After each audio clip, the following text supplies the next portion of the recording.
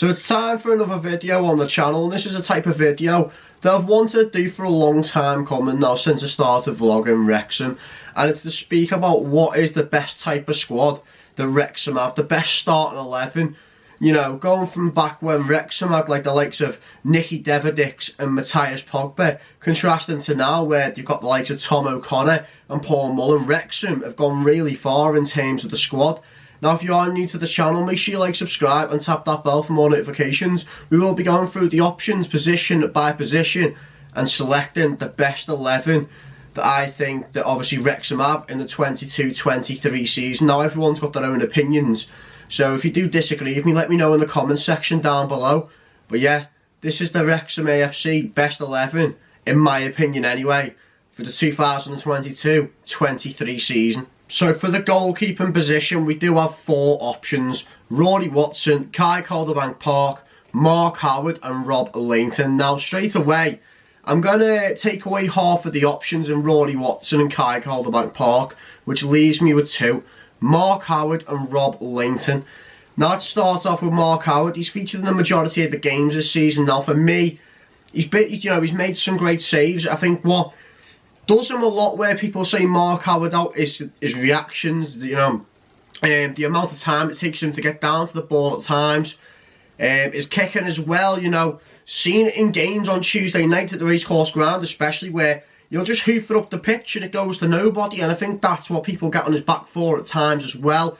But in comparison, you know, apart from that, he's made some great saves. You know, he communicates well, and you know, things like that. So he does a lot of things positively. But going on to Rob Lainton, I've seen him play, you know, against Sheffield United, Altrincham in the FA Trophy, Dorking, Scunthorpe this season, and he's done very well, made some superb saves as and when needed. And to be honest, his reaction seems to be a lot better than Mark Howard's. You know, and all round, it's just, I think it is proven that Rob Lainton is Wrexham's #1. I mean, he was here before Mark Howard, and he was Wrexham's #1, but obviously before the injury. But yeah, for me, Rob Lainton comes in as the Wrexham's #1 for Wrexham AFC's best 11 in the 2022-23 season. So with it being all unsettled with Rob Lainton in goal, we're going to move on into the right wing back position, which we've got 4 options. So we've got Anthony Ford, Reece Hall-Johnson, Bryce Osana and Ryan Barnett, the new signing. And for me, I think it's a no-brainer. I do think Anthony Ford gets a nod. I mean, I've not seen Ryan Barnett play in a Wrexham shirt at all. You know, I know he's only just joined from Solihull Moor, so to be honest, for him, you know, he is a winger, and you know, but he can play wing back. And but for me, someone who's not played in a Wrexham shirt should not be even in contention to be in the best team for 2022-23 season. You know, I am mentioning all the squad players. You know, all of people are you know, on the first team list. But Anthony Ford, anyway, gets my nod. You know, he's composed on the ball. You know, he does things when he's needed, and bloody hell, he's got a fire free kick in him as well. You know, he knows how to put it in the top bins, you know, when Tom O'Connor's not there, for sure. So yeah, Anthony Ford gets a nod at right wing back for me. Let me know in the comment section down below if so far you'd be at the same options as I am at the moment.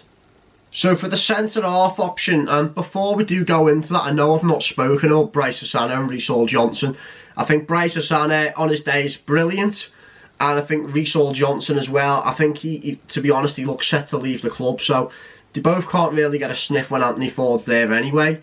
So that's why obviously I picked Anthony Ford being the right wing-back option. But moving into the centre-half option now.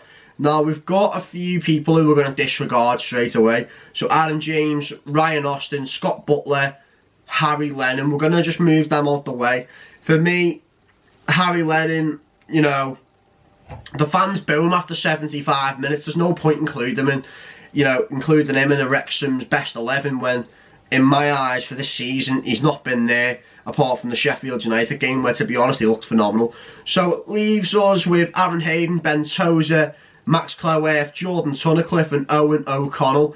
Now, Owen O'Connell, we've not seen much of him, you know. He did get injured, obviously, against Aldershot Town. And Jordan Tunnicliffe, we've seen bits of this season, you know. He didn't start for Wrexham. There was bits where he couldn't get game time. Then he originally stepped in for Max Cloworth. And he solidified himself at the back. I mean, should I really talk about Ben Tozer and Aaron Hayden? I think they're two no-brainers.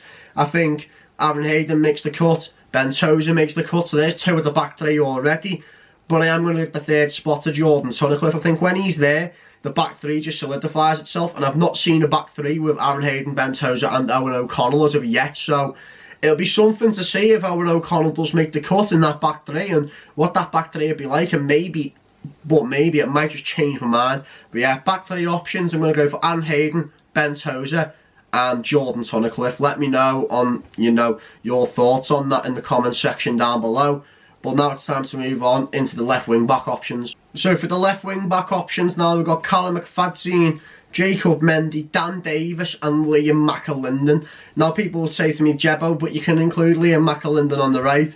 But I think it's only fair, instead of overloading right wing back options, to maybe just make it even a bit. And I think that anywhere, I wouldn't put Liam McAlinden anywhere near the starting 11. It's no disrespect to him.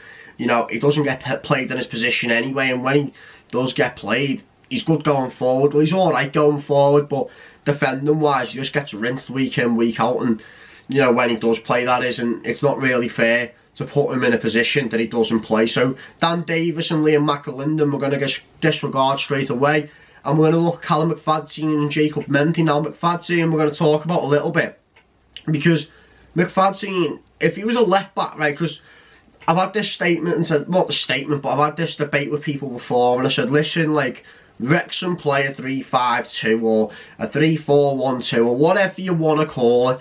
They play with the number 10, the two strikers, 5 at the back, 5-3-2, whatever you want to call a formation anyway.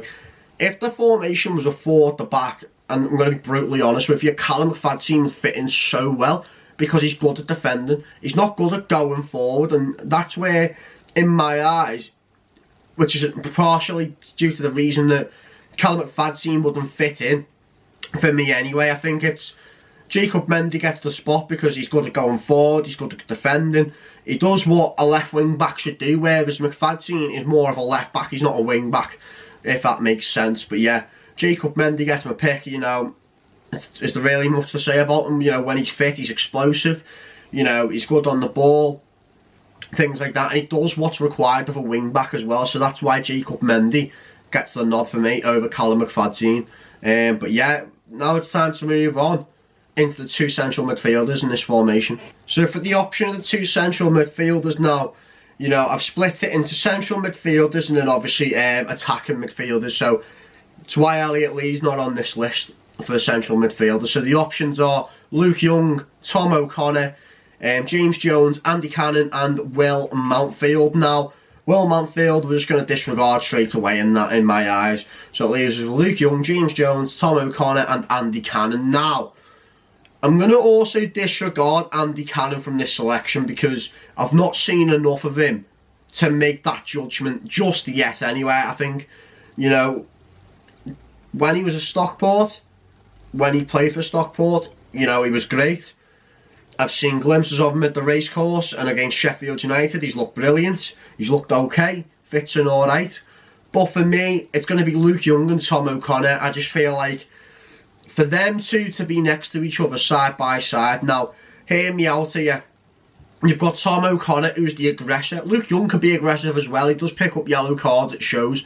But when Tom O'Connor's next to Luke Young, he complements Luke Young so much because he allows Luke Young to be free, just roam on the ball and do what he needs to do. So for me, I've seen James Jones next to Luke Young, and I just feel like Luke Young is most effective next to Tom O'Connor.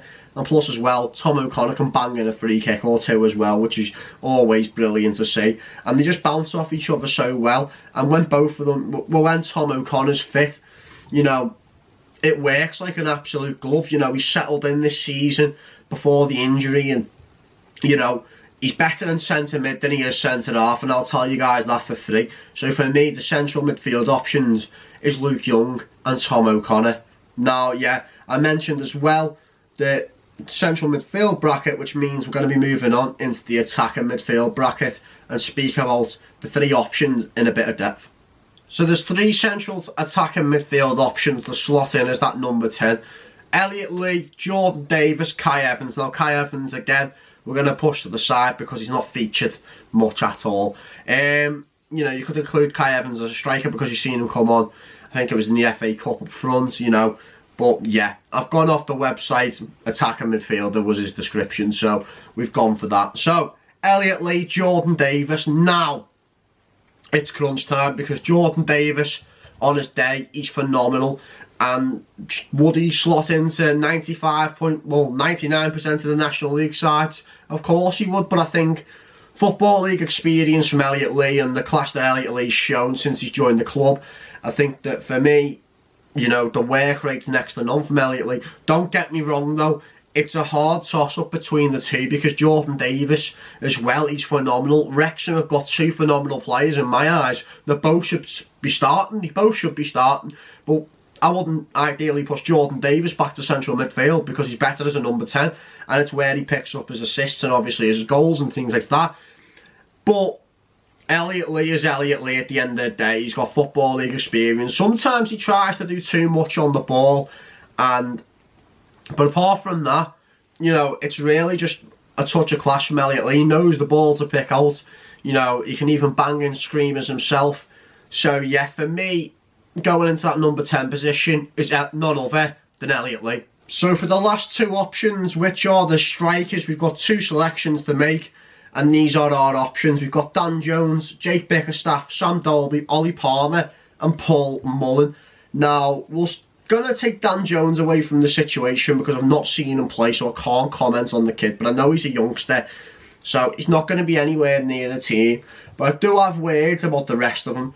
Jake Bickerstaff, he looked lively against Scunthorpe and Altrincham in the trophy. Now, he came off the bench against Sheffield United for Paul Mullen. Paul Mullen just didn't want to come off. He didn't want to come off at all, but Jake Bickerstaff came on. Now, for me, you look at that substitution, you know, you got Jake Bickerstaff's meant to do the Paul Mullen job. He's meant to run, he's meant to press, he's meant to chase the ball. He's meant to do just what Paul Mullen does, and he'd done none of that. For me, he didn't run at all, which makes Neil Maupay probably quicker than Jake Bickerstaff, which is bizarre to say because Neil Maupay's an absolute slug. But this isn't Neil Maupay that needs to be involved in this video. It's about Jake Bickerstaff, but for me, doesn't make it into the final 11. Now, Paul Mullen is Paul Mullen. He's Super Paul Mullen. He's phenomenal. He scores goals. You know, for me, and for anyone else for that matter, he's automatically got a spot in the starting 11, week in, week out. And without Paul Mullen, wouldn't know where Wrexham would be this season, to be honest. Which leaves it down to two for the second selection. Ollie Palmer, Sam Dalby. Ollie Palmer's got 14 league goals this season. Sam Dalby's got 4. Now, you could argue and say, Jebbo, well, that statistic alone means that Ollie Palmer gets into the 11. Yes, but no, because as of late, Ollie Palmer's not been himself. Sam Dalby's been more energetic than Ollie Palmer. He's been starting, well, Sam Dalby started on the weekend. He scored against Dorking. You know, but based off a season's performance, it is Ollie Palmer who gets the second selection. Now, for me, it's crazy because I've slated Ollie Palmer for a few months now, to say the least, and I've said that he's not looked his usual self. But statistically, the kid scored 14 goals. You know, he scored 14 league goals this season, which, to be honest, is great for a striker. It's what you want. You know, you want two strikers to score goals. But yeah, two striker selections, Paul Mullen and Ollie Palmer. And now it's time to introduce the final 11 for who I think is the best 11, starting 11 that is, for Wrexham AFC in the 2022-23 season. So here it is, the final 11, which I think is the best 11 for Wrexham AFC in the 2022-23 season, goes as follows. In goal, Rob Layton. Right wing back, Anthony Ford. Centre halves, I've gone for Aaron Hayden, Ben Tozer and Jordan Tunnicliffe. Left winger back, I've gone for Jacob Mendy. Central midfielders, I've gone for Luke Young and Tom O'Connor. In the number 10 position, in that attacking midfield position, I've gone for Elliot Lee. And up front, I've gone Paul Mullen and Ollie Palmer. Now let me know your guys' thoughts in the comments section down below. Do you agree with my selections or do you not? And if so, what would your best 11 be for Wrexham AFC for the 2022-23 season? But if you are new to the channel, make sure you like, subscribe and tap that bell for more notifications. And I shall see you guys on another video. Up the town.